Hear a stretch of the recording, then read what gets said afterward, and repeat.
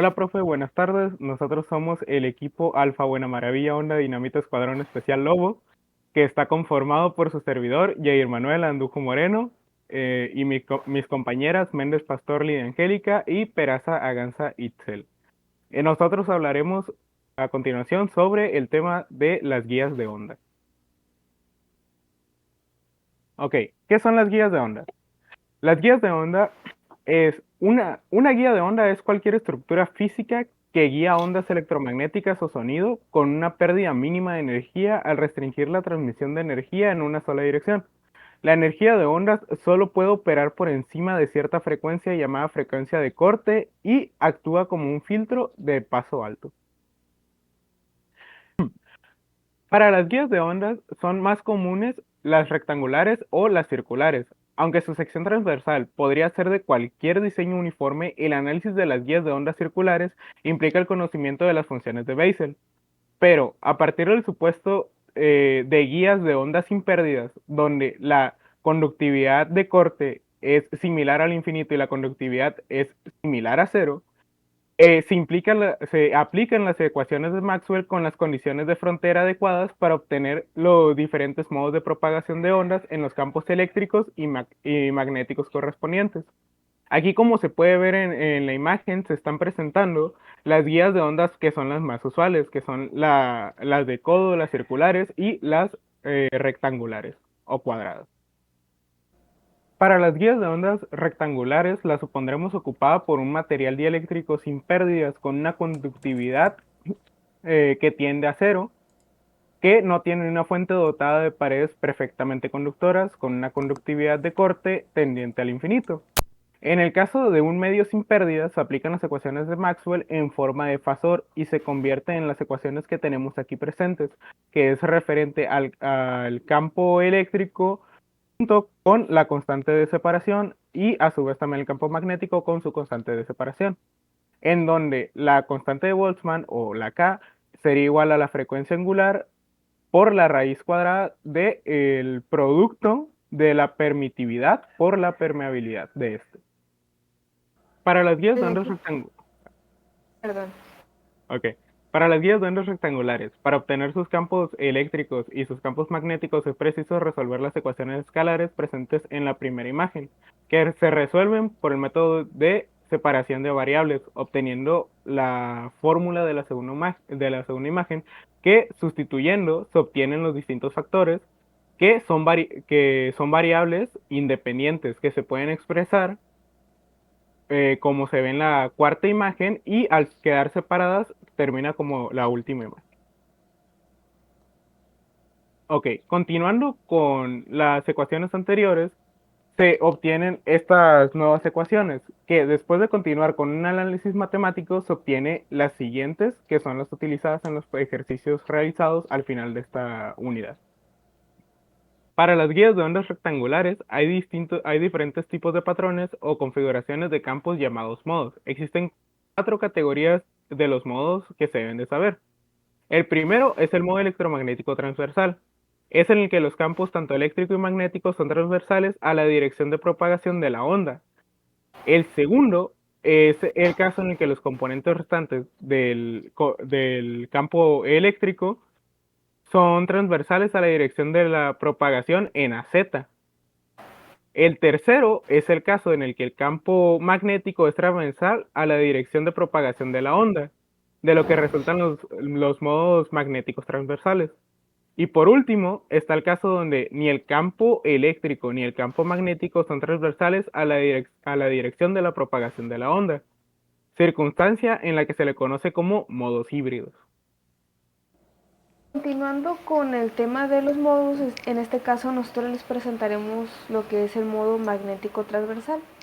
Como lo dijo mi compañero anteriormente, en este modo los componentes del campo magnético son transversales o normales, en este caso a la dirección de propagación de onda.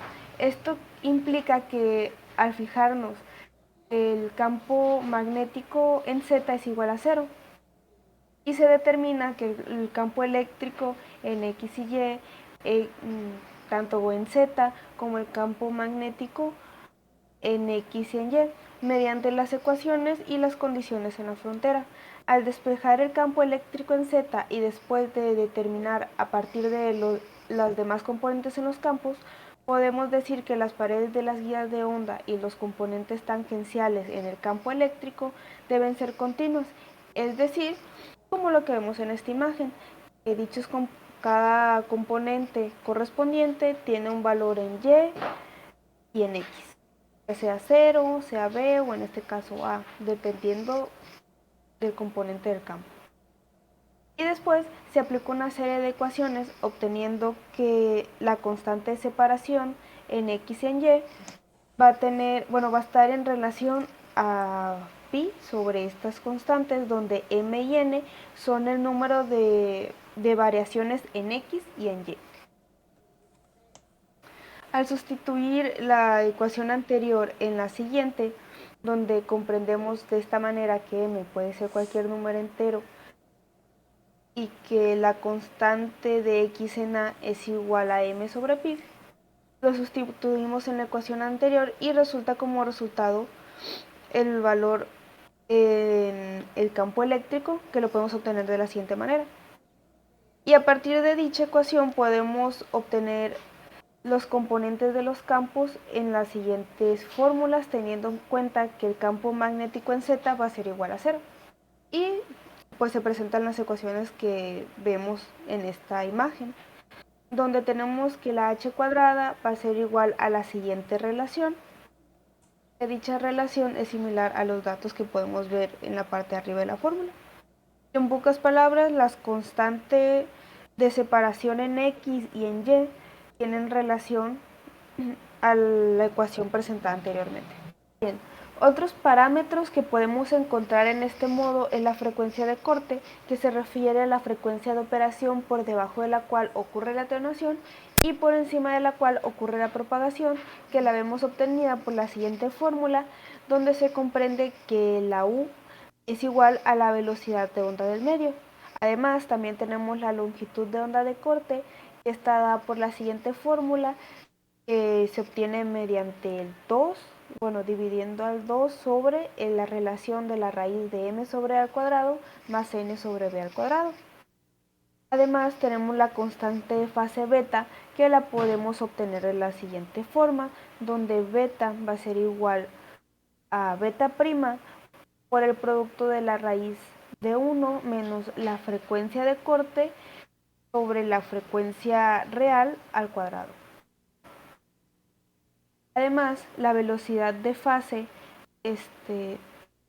y la longitud de onda en la guía están dadas por las respectivas fórmulas, además de que la impedancia intrínseca en este modo se obtiene de la siguiente manera: por la n' por el producto de 1 menos la frecuencia de corte sobre la frecuencia real al cuadrado. Bueno, ahora continuando con lo que nuestros compañeros estuvieron diciendo, vamos a ver lo que viene siendo los modos eléctricos transversales, o pues como lo vamos a estar manejando va a ser como ET, E minúscula, T mayúscula. Siguiente. Bien. En los modos ET, el campo eléctrico es transversal o normal a la dirección de propagación de la onda. Este se fija en EZ, que va a ser igual a 0, y se van a determinar los demás componentes de los campos, que va a ser que lee en X, en Y, HX, HY y HZ, que estos se refieren a lo que viene siendo los campos eléctricos y magnéticos. Y pues a partir de ciertas ecuaciones y las condiciones en las fronteras, tal como se hizo los modelos MT, como había explicado mi compañera anteriormente, y las cuales va a tener ciertas condiciones en la frontera que van a resultar del hecho de que las componentes tangenciales del campo eléctrico deben ser continuas en las paredes de la guía de onda, es decir, como tenemos por ejemplo, como está ahí presentado en las ecuaciones, en las imágenes, que dice que en X va a ser igual a 0 y en Y va a ser igual a 0. XS va a ser igual a 0 y en Y va a ser igual a B. Y pues así sucesivamente. Ahora, continuando con eso que acabo de mencionar, pues observamos que tenemos otras fórmulas a nuestro lado derecho que vendrían siendo estas que están ahí. Y pues en base a esas ecuaciones, pues las condiciones en la frontera se van a expresar de esta manera, ahora como sale en el lado derecho, perdón. Y con la imposición pues de estas condiciones antes mencionadas en la frontera, ahora se va a producir lo que viene siendo la HZX, perdón. Y esas son las que son utilizadas más adelante para los ejercicios. Como continuaba, decía de que en el caso de los modos ET, que vendría siendo los valores que tenemos como M y N, van a poder ser de 0 a 1 o 1 0, pero no pueden ser 0 0. M y N no pueden equivaler a 0 pues al mismo tiempo. Es por ello que se tendría que forzar a las componentes de campos de la ecuación a tender a 0. Esto implicaría que nuestra ET 1 0 o nuestra ET 0 1 pueden ser el modo menor dependiendo de los valores que vamos a tener en A y B. Y pues también depende de las dimensiones pues de la Y que tengamos. Entonces es común que A sea mayor que B, de la manera que 1 sobre A cuadrada va a ser menor a 1 sobre B cuadrada en la ecuación. Así que nuestra ET 1 0 es en el modo menor, por lo que pues ahí tenemos una ecuación que habla sobre la frecuencia de corte. Pues de este modo se llama modo dominante de las guías de ondas. Y aquí tenemos una imagen que representa un poco de lo que se mencionó anteriormente, que básicamente sería una configuración de los campos que van a corresponder al modo ET32, es decir, pues a nuestro modo eléctrico transversal, pues número 32. Bueno, entonces, pues la impedancia intrínseca de los métodos ET, es decir, los modos eléctricos transversales, no van a ser iguales a los métodos MT, como habíamos mencionado, pues a los que había mencionado mi compañera anteriormente. Por lo tanto, vamos a deducir que nuestra NC, que vendría siendo la impedancia intrínseca, que en este caso el libro nos lo maneja como si fuera el modo dominante, va a ser igual a la n' entre la raíz de 1 menos la frecuencia de corte entre la frecuencia total. Esto pues va a ser elevado al cuadrado, tal y como lo muestra pues nuestra fórmula en la imagen, ¿ok? Y ahora bien, tenemos una pequeña imagen donde describe un poquito la variación de la impedancia de la onda, pues de la frecuencia en los modos ET y MT, ¿ok? Entonces, si se observa cómo está la gráfica, observamos que tenemos la frecuencia de corte de forma vertical y pues la n' estaría de forma horizontal. Esto va a estar dado tanto con la frecuencia como con la impedancia, ¿ok? Así como se observa. Y pues vemos que tienen de una manera exponencial, ya tanto sea positiva como negativa, si se nota. Uno va hacia arriba y otro va hacia abajo. Pero pues es de manera creciente y decreciente. Siguiente. Ahora bien, ahora tenemos pues las ecuaciones importantes que vendría siendo para los modos MT y ET que hemos estado mencionando anteriormente. Prácticamente estas serían las fórmulas resumidas, que son los que se llegan a utilizar en nuestros ejercicios, que vamos a ver un poco más adelante, pero sí, en los modos MT, perdón, y en los modos ET, tal y como se observa. Siguiente. Ahora pues tenemos lo que viene siendo estas pequeñas gráficas que representan pues la variación de los componentes de los campos X en el modo ET10, que vendrá siendo nuestra imagen del lado izquierdo.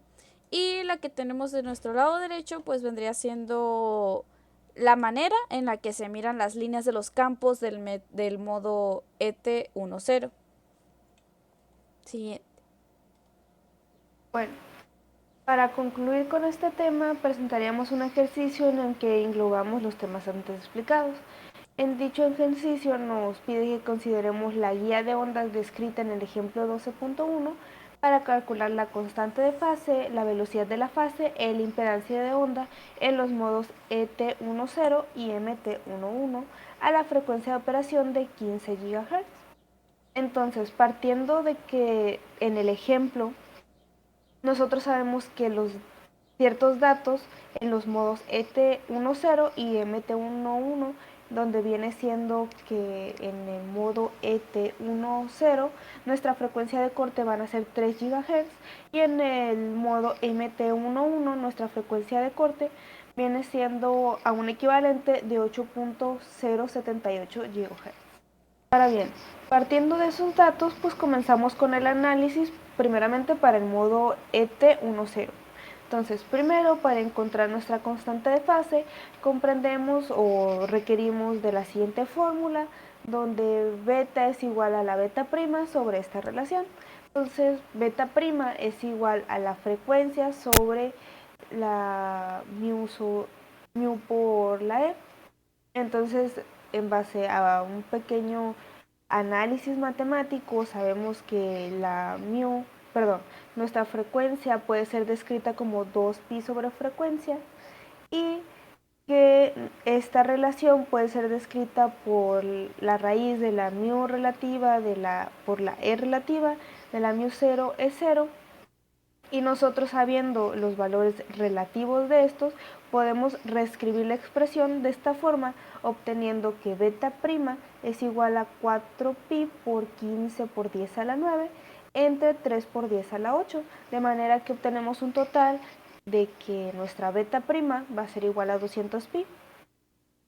Obtenido este resultado, lo que hacemos es sustituirlo en la primera ecuación que antes presentamos y sustituir los siguientes valores, ya que al inicio del problema nos da como dato que nuestra frecuencia de operación van a ser 500 GHz y por el ejemplo nosotros sabemos que nuestra frecuencia de corte es de 3 GHz. Entonces, ya teniendo todos los datos necesarios para obtener nuestra constante de fase, que es esta de aquí, obtenemos que esto vendrá siendo igual a 100pi por la raíz de 0.96, que nos da como resultado 615.62 radianes por metro, y ese sería nuestro valor para nuestra constante de fase para el modo ET10. Nuestra velocidad de onda vendría siendo dada pues por la siguiente fórmula de manera muy sencilla, digamos, en donde simplemente es nuestra frecuencia angular sobre beta. Entonces es la frecuencia, dato que ya habíamos obtenido previamente, por el dato que justo acabamos de obtener, se divide y obtenemos como resultado 153.09 megas de metro sobre segundo, y esa es la velocidad en la que viaja nuestra onda.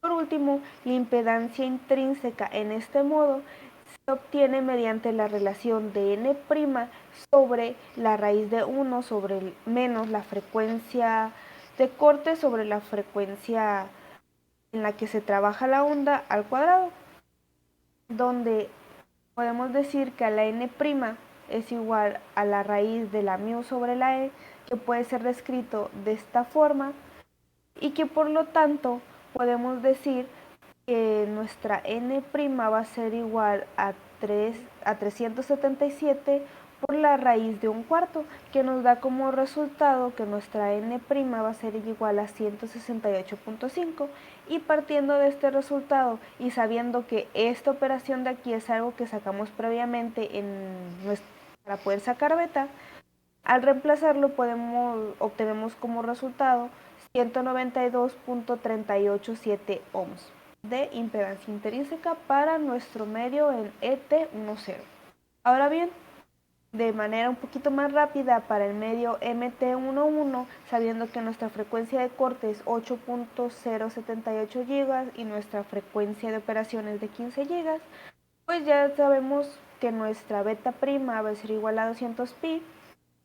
Nuestra beta en este caso es la misma fórmula la anterior mostrada, simplemente se cambia nuestra frecuencia de corte, se realiza la relación y tenemos como resultado que nuestra beta va a ser igual a 529.42 radianes sobre metros.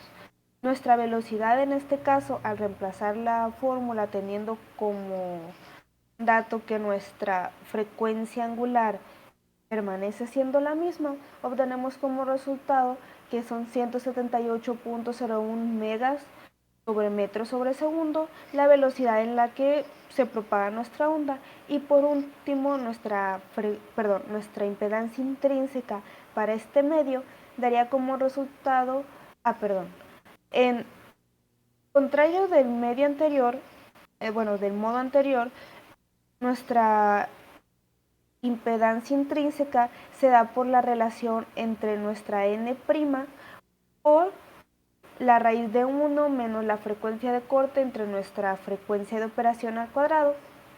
En este caso, al contrario del modo pasado, lo vamos a multiplicar, que sería nuestro 188.5 por la relación antes sacada de este dato, que nos da como resultado una impedancia intrínseca de 158.82 ohms para el modo de MT11. Y con esto finalizaríamos todo lo que requiere este ejercicio. Siguiendo con el tema anterior, ahora se hablará sobre un subtema que sería la propagación de ondas. En la propagación de onda, todos los componentes de los campos incluyen un seno y coseno de del producto de un modo de propagación, en este caso m o n, por pi sobre un elemento a y un elemento b. Dicho elemento a es con respecto a x y el elemento b con respecto a y. Todos estos por e elevada a la yz. Así se obtienen las funciones referentes de seno y coseno que se muestran en la primera imagen. Pero en el caso del modo de t a la 10, se presentan estas otras ecuaciones que se ven en la segunda imagen. Para la propagación de ondas se desplaza en la dirección z positiva de un ángulo, como se muestra en esta fórmula, con respecto a la tangente. La componente de ondas en la dirección de z tiene una longitud de onda diferente que las ondas planas. Esta longitud de onda a lo largo del eje de la guía se llama longitud de onda de la guía de ondas y está dada por la fórmula que aparece aquí al siguiente. De las trayectorias en zigzag surgen tres tipos de velocidad. La velocidad del medio U, la velocidad de fase up y la velocidad de grupo UG. Como se puede mostrar en la imagen, en donde se ven las distintas velocidades de las ondas que van surgiendo a través de un movimiento en modo de zigzag. Por otro lado, la velocidad del grupo UG es la velocidad con la que con las resultantes de las ondas reflejadas repetidas se desplazan por la guía y está dado por esta fórmula que aparece aquí hasta el final. Continuando con el temario, empezaremos a hablar de la transmisión y atenuación de potencia. Para determinar el flujo de potencia en las guías de onda se halla primero el vector de Poynting promedio, dado por esta fórmula, donde el vector se encuentra a lo largo de la dirección z, de manera que podemos, por medio de un análisis matemático, obtener la siguiente fórmula. De manera que podemos decir que el flujo de la potencia en la guía es de la forma de la P prom es igual a la P0 de E a la menos 2 alfa z. Y para mantener esta potencia, el índice de la potencia promedio debe de ser igual a la pérdida de potencia promedio temporal PL por la unidad de longitud, que está expresada por la última imagen o las últimas fórmulas que vemos aquí, donde podemos decir que alfa es igual a la potencia promedio temporal sobre 2 veces la potencia promedio. Posteriormente, en otros parámetros que podemos establecer, al reemplazar la ecuación por la permitividad compleja de la ecuación, podemos obtener la siguiente relación, que después de un análisis matemático con integración de otras fórmulas, podemos obtener que la alfa D es igual a la conductividad por la impedancia intrínseca prima sobre la relación de 2 raíz de 1 menos la frecuencia de corte sobre la frecuencia real al cuadrado.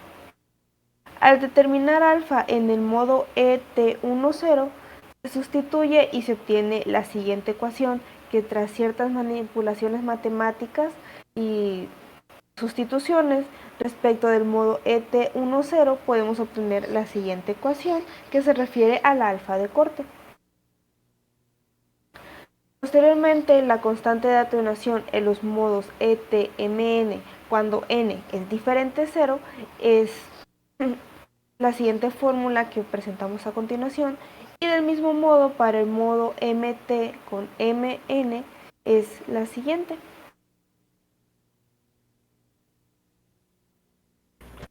Ok, otro tema a seguir son la corriente en las guías de ondas y la excitación de los modos. La corriente en la guía de ondas para la excitación de los modos es, en lo que respecta a los modos tanto MT como ET, la densidad de corriente superficial o K en las paredes de la guía de ondas puede hallarse mediante la siguiente fórmula, que es la corriente superficial, que sería igual al producto cruz de AN con H, de que H representa la intensidad de campo evaluada en la pared en la que esta es reflejada. Por otro lado, la densidad de carga superficial o PS en las paredes está dado por la siguiente ecuación. Como se puede ver en la imagen, la corriente superficial de las paredes de una guía está evaluado en el caso de ET, mientras que en la otra está evaluada en el caso de MT.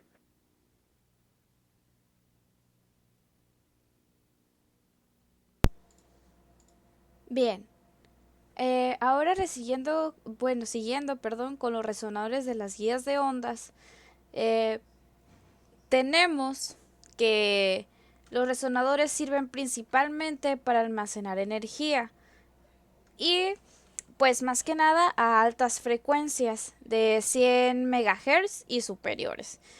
Los elementos de los circuitos RLC son ineficientes como resonadores, ya que las dimensiones de los circuitos resultan comparables con la longitud de onda de operación, lo que produce una radiación indeseable. A altas frecuencias, así los circuitos resonantes RLC son reemplazados por cavidades resonadoras electromagnéticas.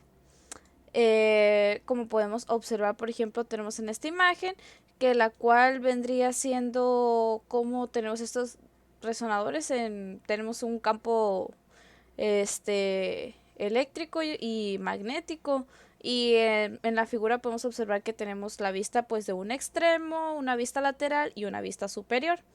Siguiente. Muy bien. Ahora tenemos lo que vienen siendo los casos, ese tipo de casos. Por ejemplo, tenemos el caso número A, o que vendría siendo modo MT a Z.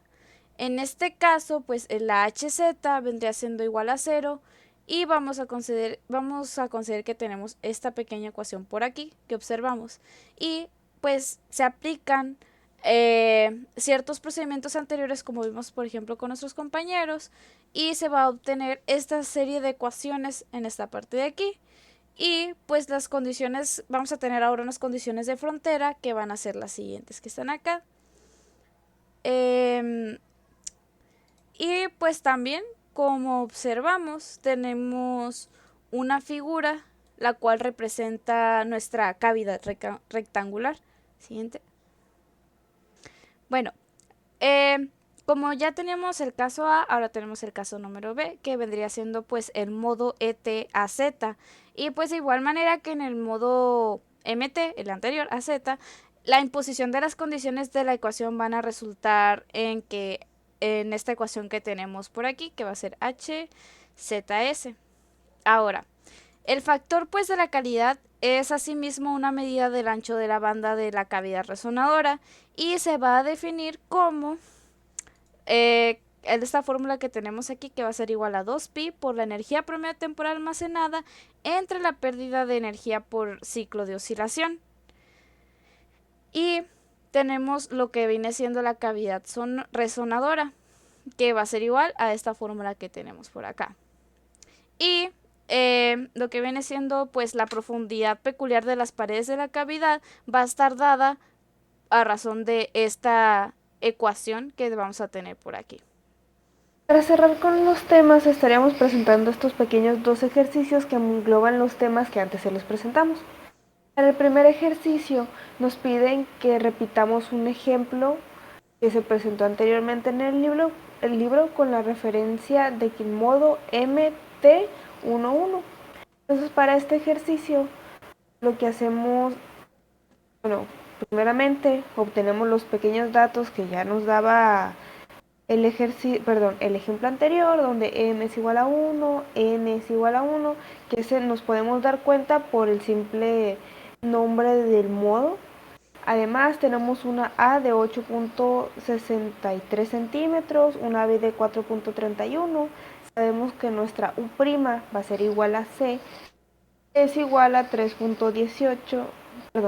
por 10 a la 8, y que nuestra frecuencia en la que estará trabajando la onda es de 4 GHz. Entonces para este ejercicio nos piden que saquemos la frecuencia de corte y nuestra velocidad de grupo. Entonces para ello, nuestra velocidad de grupo y nuestra velocidad de fase. Entonces empezamos sacando nuestra frecuencia de corte, que es principalmente aplicando la fórmula que vemos aquí de la U' sobre 2 por la raíz de m sobre a al cuadrada más n sobre b al cuadrado.